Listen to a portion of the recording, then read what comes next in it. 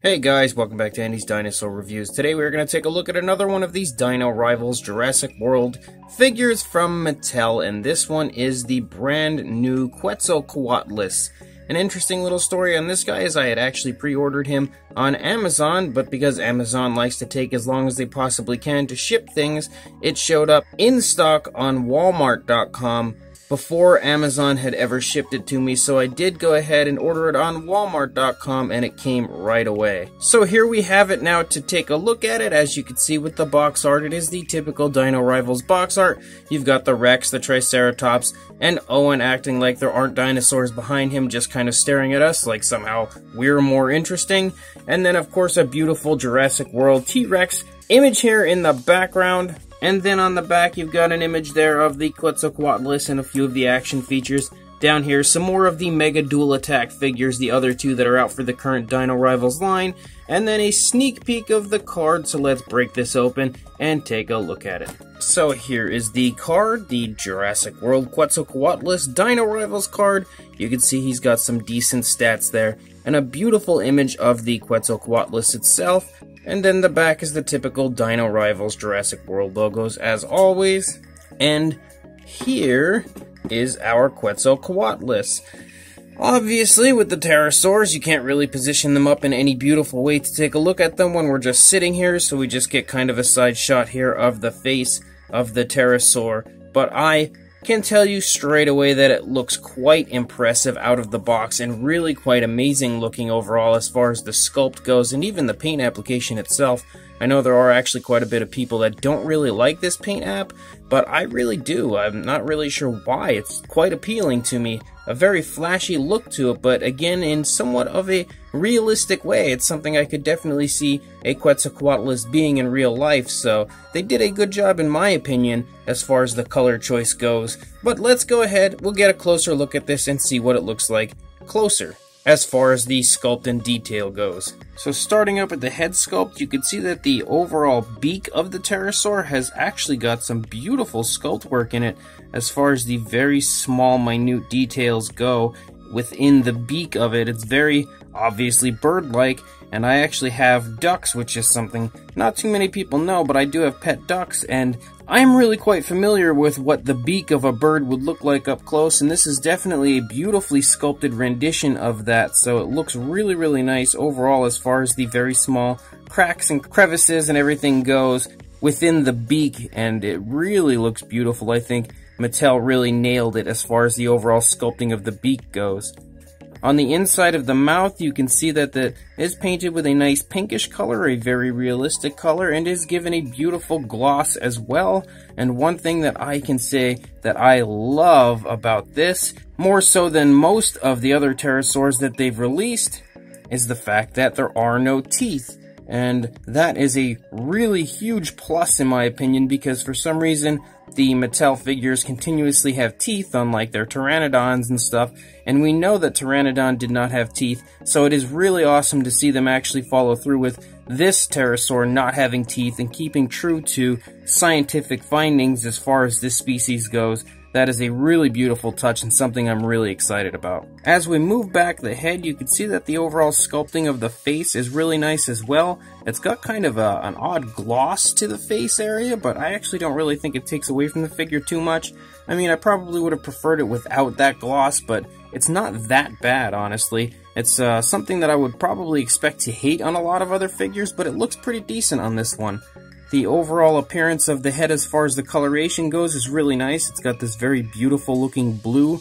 Actually, it's like a bluish green, but it kind of runs down the face down into the upper part of the neck, and then you also have a little area here of like a yellowish color. And then if we look up here on the top of the crest of the pterosaur, you've got an orange, which is pretty much the exact same color as you get on the beak of the Quetzalcoatlus. And then you've got kind of some purple striping that comes up here and there. Gives it a very flashy look, but again, something I could definitely see it being. The eye is actually the same color of orange that you do see on the beak and the crest, and the pupil is the same color blue that you see that circles around the eye and runs down the neck. So the eye actually does look to be painted really quite nicely. There we go. Really beautifully, honestly. Even the detailing around the eye looks really, really good. And let's look at the other side, see how that side looks.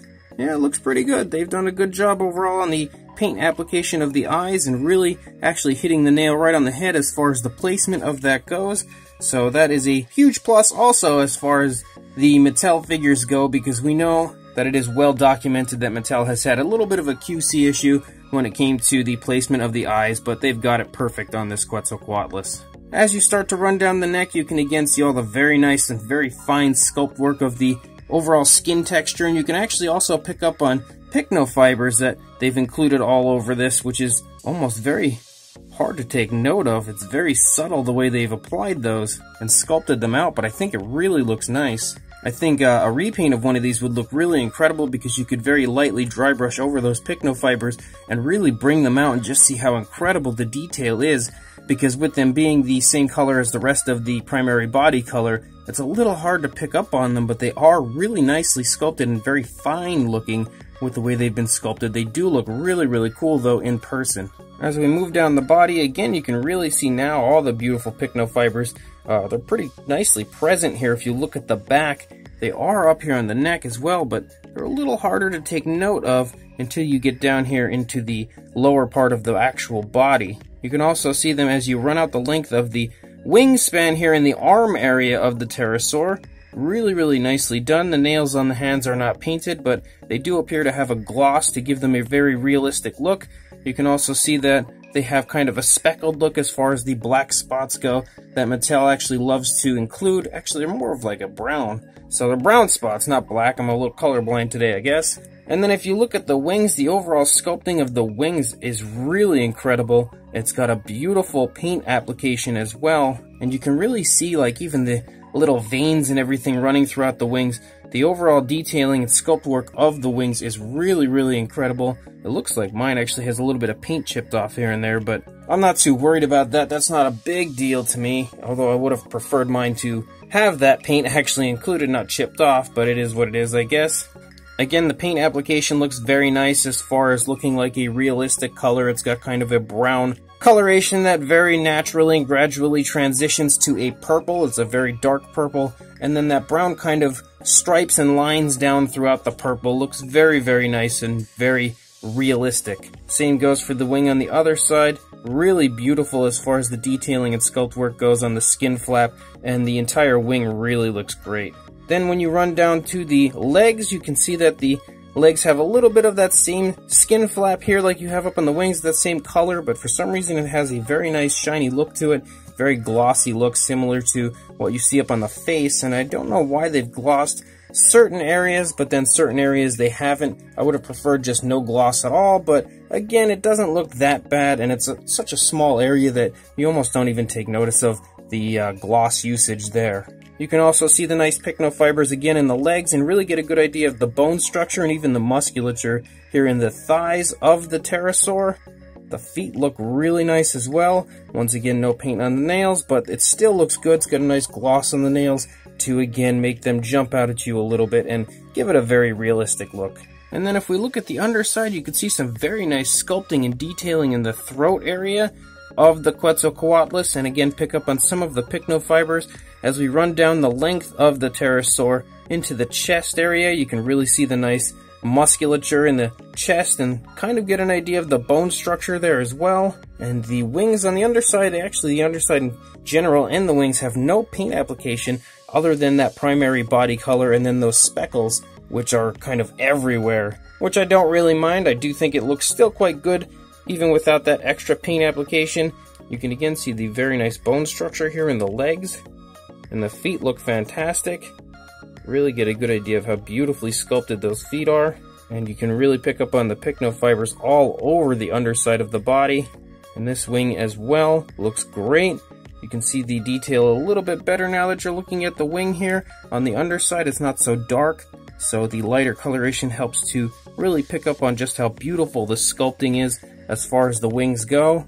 And there is the Jurassic Facts app code if you would like to add this to your collection. But overall, this is really quite the appealing Quetzalcoatlus. As far as articulation goes on our Quetzalcoatlus, of course you've got the action feature, which we'll get to here, that allows the wings to articulate up and down, but you can also articulate here in the joint of what I would expect to be maybe the elbow or somewhere like that. Actually, this is probably the elbow here. But regardless, it does still have that articulation, and that is on both sides. You also have articulation in the legs, and they don't have to move together, so they are independent and can freely articulate however you would like them to. And then, of course, you've got articulation in the neck here at this middle joint, and then articulation in the jaw as well. So a good bit of articulation is put into this pterosaur, which is an absolute plus in my opinion. As far as the action features go, of course, for the Mega Dual Attack, you've got 2 action features, and you can see we've got the first button here, which will allow the pterosaur to snap. It looks pretty good, actually. Pretty natural looking. Definitely a nice snap. There's not too much power behind it, but what is included really does look very nice and has a very, very pterosaur looking attack mode with the way that it comes down and snaps. So I really think that looks beautiful, and they've done a good job overall on that action feature itself. And then the second action feature would be the second button here, which allows the wings to flap just like you would expect the pterosaur to do, and that also works really, really well. You do get a good wing flap out of that button, so that's also really well done. The wings, I feel like, might be a little bit short on the pterosaur, but maybe I'm just thinking they are. I'm not sure. They just feel like maybe they're a little bit short to me, but it still looks really, really nice regardless. As far as the size goes on the Quetzalcoatlus, if we go from the feet here to the tip of the beak, you're looking at about 11.5 inches or 29 centimeters. And if we go for a wingspan, which is what I'm sure a lot of people are interested in, the wingspan of our Quetzalcoatlus would be about 16.25 inches, almost 16.5, or about 41.5 centimeters. Move that over a little bit so you can see it there. Oh, now I dropped it. So right about there. So it's got a very large wingspan, and overall is quite the large figure. To show you that, there is our buddy the green Papo T-Rex, and you can see now that this Quetzalcoatlus completely dwarfs him and is really quite large, and our Papo Rex here should give you a good idea of that, because the Papo Rex in general is a fairly decently sized figure. It's definitely not a small figure, so this Quetzalcoatlus dwarfing it like it does is pretty impressive, and again gives you a good idea that these Mega Dual Attack figures from Mattel are fairly large and definitely a good bang for your buck when it comes to their size. So this Quetzalcoatlus is really, really awesome in my opinion.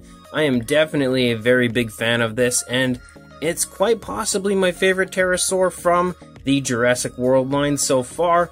It's kind of in competition with the Tapejara, but I think this guy just takes the cake when it comes to the overall beauty and sculpt and action features and everything. It's really kind of the total package when it comes to a pterosaur figure. It really is beautiful. I think the sculpting of the pterosaur in general is really well done, even with the inclusion of the pycnofibers and everything, and every area that you look on this is really, really highly detailed and very impressive, including the beak. The beak is just loaded with detail and sculpt, so the overall detailing and in general the sculpt of the pterosaur is beautiful. I think they've done a very good job making this look like a Quetzalcoatlus, and overall nailed the sculpt. The paint application is also really nicely done. I feel like it's a very natural coloration with all the different variations of brown, but then you get closer to the face and it gets pretty flashy with like that yellowish orange on the back of the neck, and then you've got the orange and the purple on the crest and the big bright orange beak, and then that blue streak that kind of runs down